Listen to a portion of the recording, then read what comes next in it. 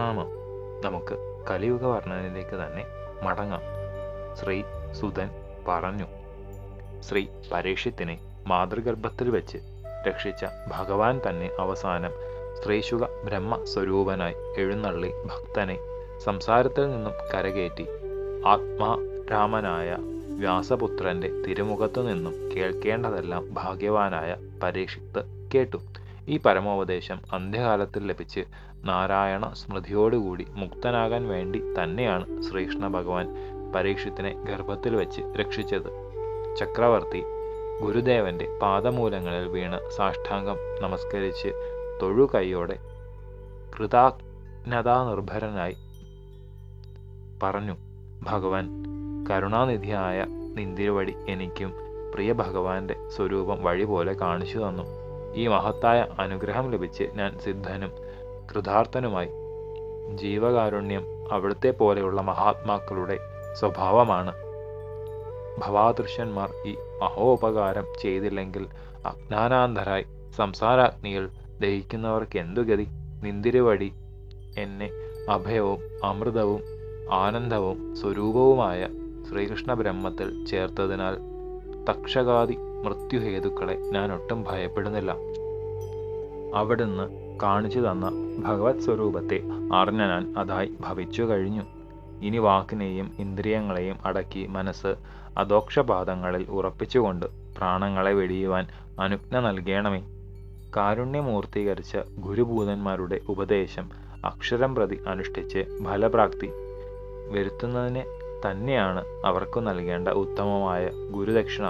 തൻ്റെ ഉപദേശം ശിഷ്യനിൽ സഫലമായെന്നു കണ്ട ഭഗവാൻ ബാദരായണി കൃതാർത്ഥനായി രാജാവിനെ അനുഗ്രഹിച്ചിട്ട് പൂജയും സ്വീകരിച്ചുകൊണ്ട് സന്യാസിമാരോടുകൂടി എഴുന്നള്ളി രാജർഷി പരീക്ഷിത്ത് ഇന്ദ്രിയങ്ങളെയും പ്രാണനെയും അടക്കി മനസ്സിനെ ആത്മാഭിമുഖമാക്കിക്കൊണ്ട് ദൃഢധ്യാനം ചെയ്തു. ധ്യാനബലത്താൽ ബാഹ്യബോധം നശിച്ച് ആത്മാവിൽ ലയിച്ച് ഒരു വൃക്ഷമെന്ന പോലെ സ്ഥിതി ചെയ്തു. ദൃഢസമാധിയെ ലയിച്ച ആ മഹാപുരുഷൻ താമസമെന്യേ ശ്രീകൃഷ്ണപാദം പ്രാപിച്ചു.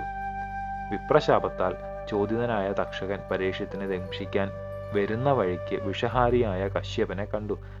അദ്ദേഹം രാജാവിനെ രക്ഷിക്കാൻ കഴിവുള്ളവനാണെന്ന് മനസ്സിലാക്കി ധാരാളം ധനം നൽകി തൃപ്തനാക്കി അയച്ചു. അനന്തരം വേഷച്ഛന്നനായി പരീക്ഷത്തിനെ സമീപിച്ചു കടിച്ചു. പക്ഷേ അതിനു മുമ്പ് തന്നെ രാജഋഷി ബ്രഹ്മഭൂതനായി കഴിഞ്ഞിരുന്നു. തക്ഷകന്റെ വിഷാഗ്നിയിൽ ആ ശരീരം ഭസ്മമായി പോയി.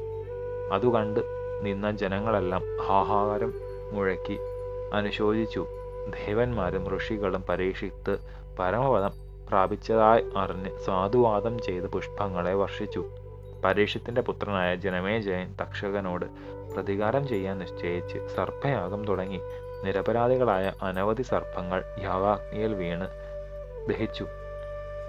തക്ഷകൻ മാത്രം വന്നില്ല. തക്ഷകൻ ഇന്ദ്രനെ ശരണം പ്രാപിക്കയാൽ അഗ്നിയിൽ പതിക്കാതെ ഇന്ദ്രൻ രക്ഷിച്ചു. അതറിഞ്ഞ രാജാവ് തക്ഷകനെയും ഇന്ദ്രനെയും ചേർത്ത് ഹോമിക്കാൻ കൽപ്പിച്ചു. മന്ത്രശക്തിയാൽ ഇന്ദ്രനും തക്ഷകനും തലകീഴായി പതിക്കുന്നത് കണ്ട് ബൃഹസ്പതി വേഗം വന്നു ജനമേജയനെ ഗുണദോഷിച്ചു. രാജൻ, തക്ഷകൻ അമൃതപാനം ചെയ്തിട്ടുള്ളതിനാൽ അങ്ങേക്ക് വധിക്കാൻ സാധ്യമല്ല. അങ്ങ് ആലോചനയില്ലാതെ നിരപരാധികളായ എത്രയോ സർപ്പങ്ങൾ നശിപ്പിച്ചു.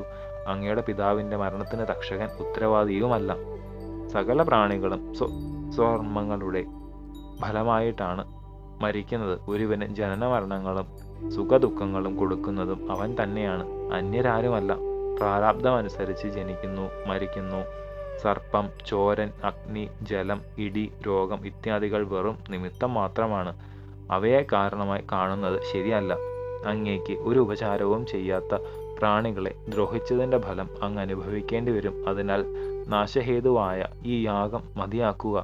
ഈ ഉപദേശം സ്വീകരിച്ചു രാജാവ് സർപ്പസത്രം അവസാനിപ്പിച്ചു. ഇന്ദ്രനും തക്ഷകനും രക്ഷപ്പെട്ടു. ശേഷം ചരിതം നമുക്ക് അടുത്ത ഭാഗത്തിലൂടെ കാണാം. ഗുരുപാദങ്ങളിൽ സാഷ്ടാംഗ പ്രണാമത്തോടെ നമസ്കാരം.